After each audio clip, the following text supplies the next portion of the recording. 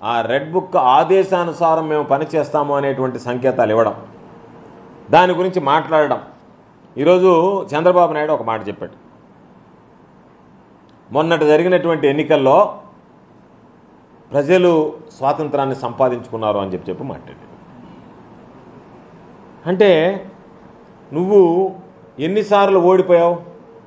అప్పుడు నీ నుంచి ప్రజలు స్వాతంత్రం సంపాదించుకున్నట్టు ఒప్పుకుంటున్నావా? అంటే నీ ఉద్దేశం ఎవరన్నా ఓడి నువ్వు గెలిస్తే మాత్రం ప్రజలు స్వాతంత్రం సాధించుకున్నట్టు, నీకు ఓటు వేయకుండా నిన్ను ఓడిస్తే మాత్రం అది ప్రజల దౌర్భాగ్యం అన్నట్టు. అంటే నీ పాలనను కోల్పోతే అది ప్రజల దౌర్భాగ్యం, నీకు పాలన అందిస్తే మాత్రం ప్రజల స్వాతంత్రం ద్వారా సాధించి నీకు పాలన అందించినట్టుగా భావించడం. కాబట్టి చంద్రబాబు నాయుడు అధికారంలోకి వచ్చిన తర్వాత స్వాతంత్రం పక్కన పెడితే ఎవరికి స్వాతంత్రం ఇచ్చావు నువ్వు? హత్యలు చేసేటువంటి వాళ్ళకి, దౌర్జన్యాలు చేసేటువంటి వాళ్ళకి, అవినీతికి పాల్పడేటువంటి వాళ్ళకి, విధ్వంసం సృష్టించేటువంటి వాళ్ళకి, పేకాట రాయిళ్ళకి, ఇటువంటి వ్యక్తులకి స్వాతంత్రం ఇచ్చావు తప్ప ఎవడైనా నీతిగా నిజాయితీగా న్యాయబద్ధంగా వ్యవహరించేటువంటి వాడు పూర్తిగా నీ ప్రభుత్వంలో స్వాతంత్రం కోల్పోయాడు. మరో మాట చెప్పాడు ఈరోజు చంద్రబాబు. జగన్మోహన్ రెడ్డి గారు ఒక్క ఛాన్స్ అని అడిగారు, ఒక్క ఛాన్స్ ఇస్తే ఈ రాష్ట్రం ఈ విధంగా అయిందన్నాం. అవును, మేము గర్వంగా చెప్తున్నాం. జగన్మోహన్ రెడ్డి గారికి ఒక్క ఛాన్స్ ఇస్తే చంద్రబాబు నాయుడు జీవితంలో చేతకానటువంటిది. చంద్రబాబు నాయుడు 4 సార్లు ఈ రాష్ట్రానికి ముఖ్యమంత్రిగా పనిచేస్తే డీబీటీ ద్వారా 4,000 కోట్ల రూపాయలు ఇవ్వలేకపోయినటువంటి అసమర్థుడిగా ఉన్నటువంటి చంద్రబాబు నాయుడు గుర్తుంచుకోవాల్సింది. జగన్మోహన్ రెడ్డి గారికి ఒక్క ఛాన్స్ ఇస్తే 2,71,000 కోట్ల రూపాయలు ఈరోజు డీబీటీ ద్వారా నేరుగా పారదర్శకంగా ఎవరికి సంబంధం లేకుండా ఈరోజు ప్రజలకు అందించేటువంటి కార్యక్రమానికి జగన్మోహన్ రెడ్డి గారు నాంది పలికాడు. అదేవిధంగా ఈరోజు అనేక రంగాలు, విద్యలో కానీ, వైద్యం కానీ, వ్యవసాయ రంగాలకు సంబంధించి కానీ ఎక్కడా ప్రజలు ఎటువంటి ఇబ్బందులు పడకూడదనేటువంటి ఆలోచన చేసి ఈరోజు ఆ రంగాలకు సంబంధించి అన్ని విధాలు కూడా అండగా నిలిచినటువంటి పరిస్థితి అని చెప్పి మీ అందరికీ సందర్భంగా గుర్తు చేస్తున్నాను.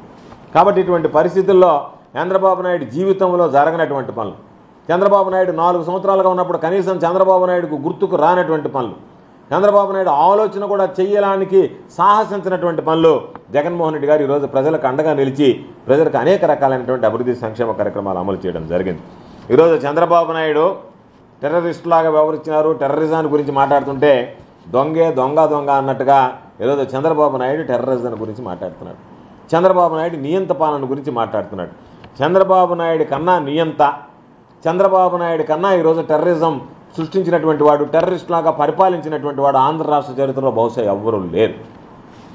గడిచినటువంటి ఎన్నికల ఫలితాలు ఒక్కసారి చూస్తే ఎన్నికల ఫలితాలు వచ్చిన రోజు నుంచే ఈరోజు టీడీపీకి సంబంధించినటువంటి వ్యక్తులు, తెలుగుదేశం పార్టీకి సంబంధించినటువంటి కార్యకర్తలు, గూండాలు ఈరోజు నేరుగా యథేచ్ఛగా ఎప్పుడు ప్రజలు కనీ విని ఎరుగని రీతిలో విధ్వంసం సృష్టించారు. ఎన్ని రకాలైనటువంటి దాడులు జరిగాయి, ఎన్ని రకాలైనటువంటి హత్యలు జరిగాయి, ఎన్ని రకాలైనటువంటి ఈరోజు జరగకూడనటువంటి అనేక కార్యక్రమాలకు చోటు చేసుకున్నాయి.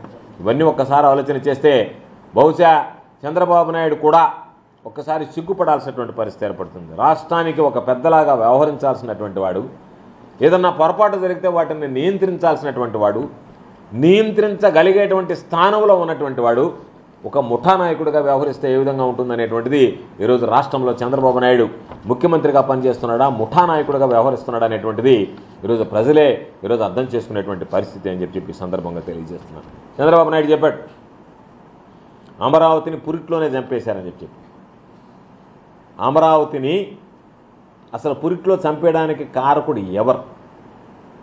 ఎక్కడ రాజధాని పెట్టాలనేటువంటి ఆలోచన చేసి నీ ధనదాహం కోసం నీవు ఎక్కడైతే రియల్ ఎస్టేట్ వ్యాపారం ద్వారా డబ్బు సంపాదనకు అనుకూలంగా ఉంటుందనేటువంటి ఆలోచనలో పడి ప్రజల శ్రేయస్సును విస్మరించి ఎక్కడ నీకు భూమి దొరుకుతుంది, ఎక్కడ నువ్వు రియల్ ఎస్టేట్ వ్యాపారాన్ని అభివృద్ధి చేసుకోగలవు, ఎక్కడ నువ్వు సంపాదించుకోగలవు అనేటువంటి దాని మీద దృష్టి పెట్టావు తప్ప ప్రజలకు సంబంధించి ప్రజా రాజధాని కావాలనేటువంటి దాని మీద దృష్టి పెట్టలేదు.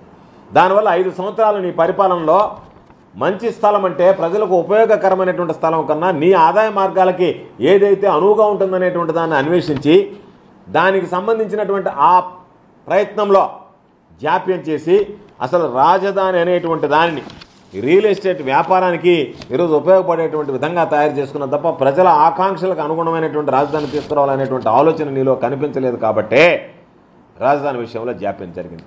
కాబట్టి అమరావతికి సంబంధించి పురిట్లో చంపేసింది ఎవరు అంటే ఆ ఆలోచన రాకముందే, దాన్ని రానివ్వకముందే నిస్వార్థ ప్రయోజనాల